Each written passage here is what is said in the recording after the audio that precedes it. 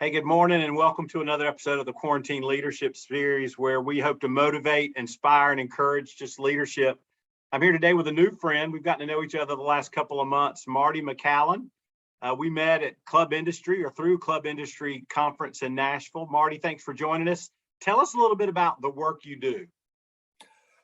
Well, Cameron, it was a great opportunity to meet you and the other members of the not-for-profit market at Club Industry in Nashville.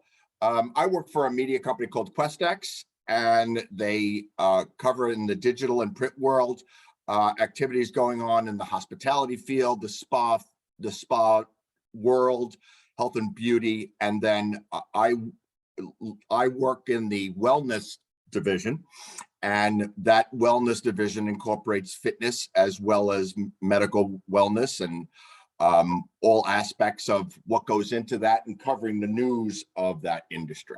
So that's kind of like what the overall picture is. And the way we met is that Club Industry does events. And this year we did an event in Nashville that brought together the CEOs of the for-profit world and as well as the not-for-profit world and the medical community. So that's where you and I broke bread and enjoyed what I think is a 2.5 days of some pretty kicking education across the markets. It was great. It was great. What was the highlight for you for that conference? I know you were coordinating and organizing, but for you, what were some of the highlights for you? Well, to see the interaction, basically the networking events, because what we had done is that we put the CEOs of the top 100 health clubs, they have their own summit where we covered topics and shared ideas amongst themselves, their peers, so they have similar issues. And then we had another summit that had the boutiques, the smaller clubs, the 1 to 4 units, as compared to the Planets and the Lifetimes and those type of things. And they have a specific issues and hurdles to overcome, and feel good stories that they all shared. And then the final one, the third one, was what we call the non-for-profit medical.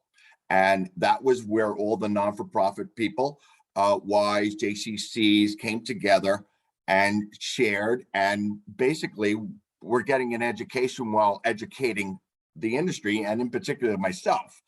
I took a lot of pride in having that particular summit.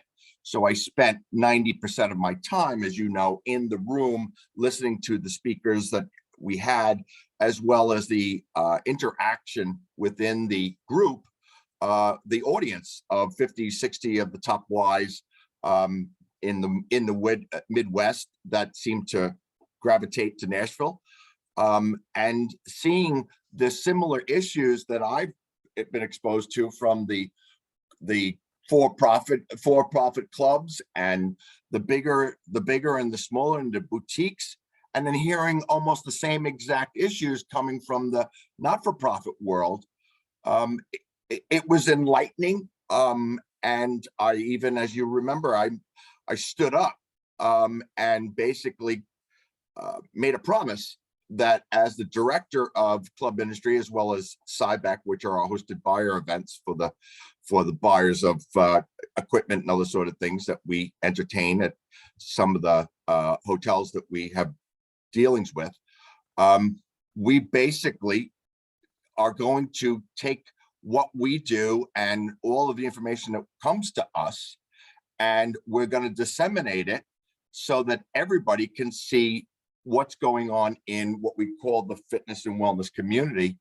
And that's something that I'm super excited about, and we're moving forward with that as we started in Nashville.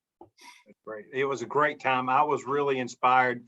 I took a ton of notes. My staff was really upset when I got back and I started sharing all these things and just thoughts and comments and ideas. But there was just great dialogue in one of the sessions, or a couple sessions, around mental health and the importance of exercise. And that's an area that we're getting into at my YMCA. And so I was just felt really, really inspired there at that. And so I appreciate the invite and also the work that you did. So to follow up with that, why Why does club industry believe now's the right time for the for-profit world and the not-for-profit world to just come together around health, wellness? Well, I mean, obviously, the number one, some things jump at you, like the obesity situation. We're all in the business of wealth, making the industry relevant in the health and wellness market. Getting folks that we only have like 20% of the population participate in a health and wellness environment. And there's so much value that all of us bring to the community that we feel that it's the perfect time to kind of be in the forefront, or to get the community even more involved in what's going on in health and the well-being aspect of things. And some of the things that we see from all aspects of it are really resonating with their communities. And I think a lot of businesses, take the term business as, bottom line, or, how do we make a profit here and how do we cut costs there, which obviously is critical to the success of a business. But at the same time, many of those facilities realize that the importance that they bring to their community basically is their responsibility, so that people have a place to go, people have a place to share, and to basically the values that or a mission statement that a club or a Y or a boutique, JCC, all of those values they're showing to their members. That's basically how we all have to be going to market, if you will, so that we continue to grow and work together as an industry to show the world, or in our case, in the US market, that we bring a lot to the table.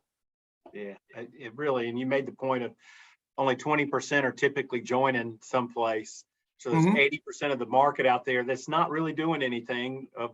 There's a percentage, what we call a start and stop, they roller coaster, but it behooves us all, just as a quality of life issue, and just to improve our communities. The more people that exercise, the better we're going to be, whether they're exercising at my place or next door, or personal training with a neighbor in the neighborhood, kind of thing. We've got to get our communities healthier and thinking more in that mindset. And that's why I'm intrigued by it.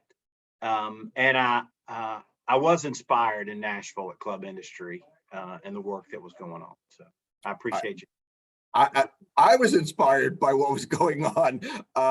When we put together these events, you get the experts, or you get topics and discussions that you are buzz topics, if you will, but you don't really know how it's going to be received, how people are going to interact. Well, that's not really about me, so on and so forth. And unfortunately, I've been a lot of those. It obviously not with Club Industry, but with other events. And I thought that it was just amazing where one person, you get that one person that puts the half hand up, and the moderator spots them and says yes, and then it's just like the floodgates open once that first person asks the question. And that's kind of like what I saw at the not-for-profit summit that we put together. What's big on your calendar in 22? What are you most looking forward to in 22?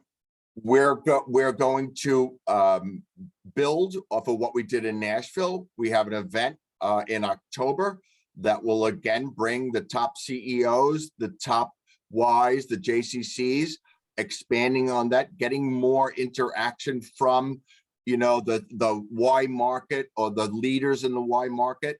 We have a lot of experience with the wellness, and we got some of the success stories within the wellness market. And we want to do more. We want to get more of the Ys to have a voice and to share their ideas. We're also launching in October what we call a SIBEC event. SIBEC is a hosted buyer event where we bring in buyers across a market, and then have an opportunity for suppliers to get 15 minutes, like a speed dating concept. And so we're launching one of those, and it's purely just for the not-for-profit market. So those are the two big things that we've got coming. And in addition, we do the virtual events, one in March, one in July, that basically cover trends of the industry. And I've already been working with Pam, our content director, so she's already reaching out to the wine market to include them in trends and get them more involved in what we're doing. Yeah, and that's great. I'm excited. I hope I get to participate. Oh, you Anybody will. that's watching, you can thanks Marty for being with us. If you're watching, I hope you're thinking about community health, not just what's in your world, not what's just in your facilities and buildings, but just remember, share this with your teams, and also remember to always lead with love. Thank you, Marty. Thank you, Cam. Happy holidays. You too.